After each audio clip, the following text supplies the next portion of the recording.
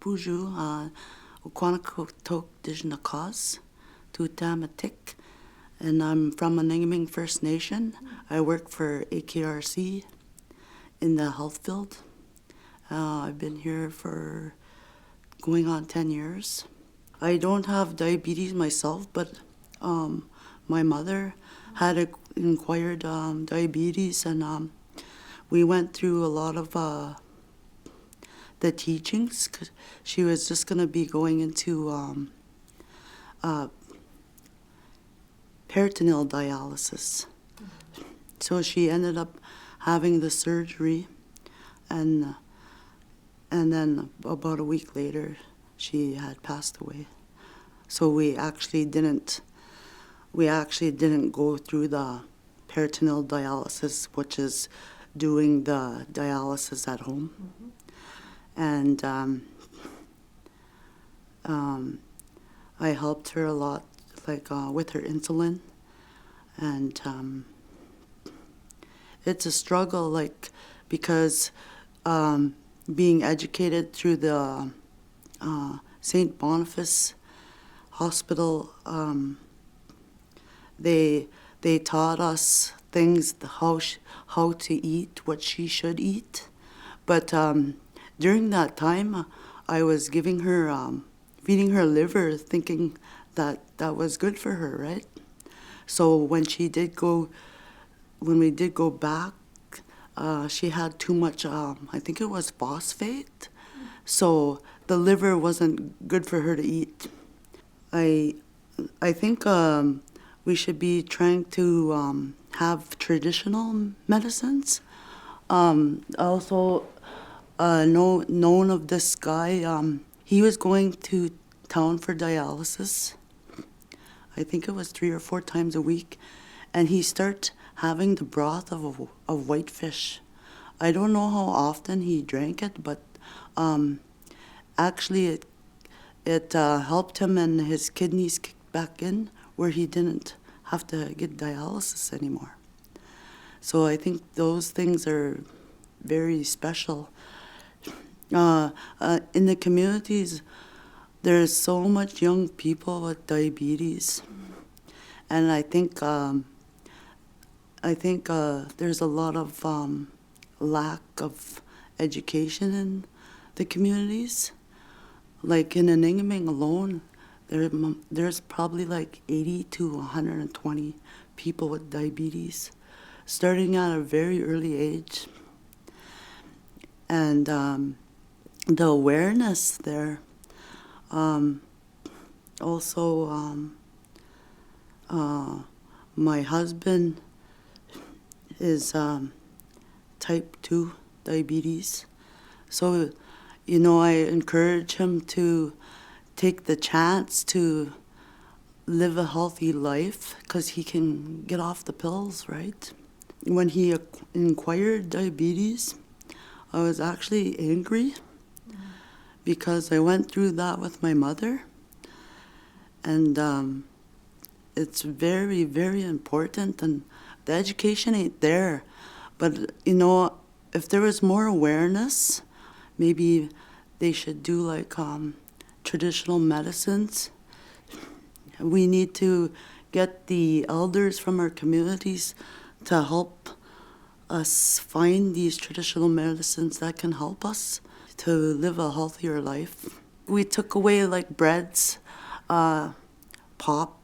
It's also helped my older daughter when she was about, that's what we need to know, the signs and the symptoms. When she was about 12 to 14 years old, we went to the doctor, and she had black under her armpits. She had black neck, which was an indicator that she could potentially have diabetes as she gets older. So, I talked to her and explained to her, she drank pop all the time, every day. We took the pop away.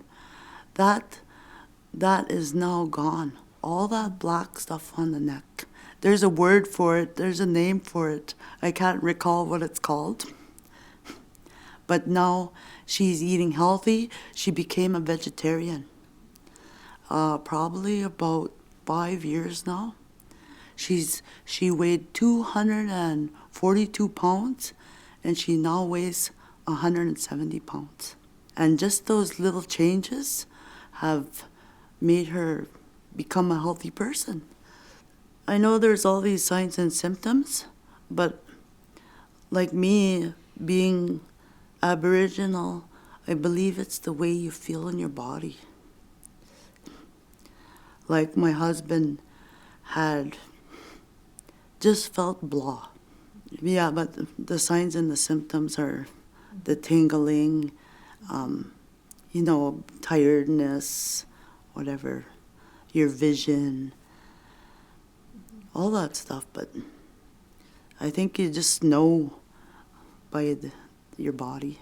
The young people that have acquired diabetes, I don't know, I'm not too familiar with that, but I think it has a lot to do with the foods today, and all the preservatives. And so if we went back to how we used to eat long time ago, well, not me, but long time ago, you wouldn't hear of diabetes, and because they ate healthy, and they used the land to survive. Oh yeah, they were really active. They had to haul their water, cut their wood. Nowadays, we're on our phones, iPads, and social media.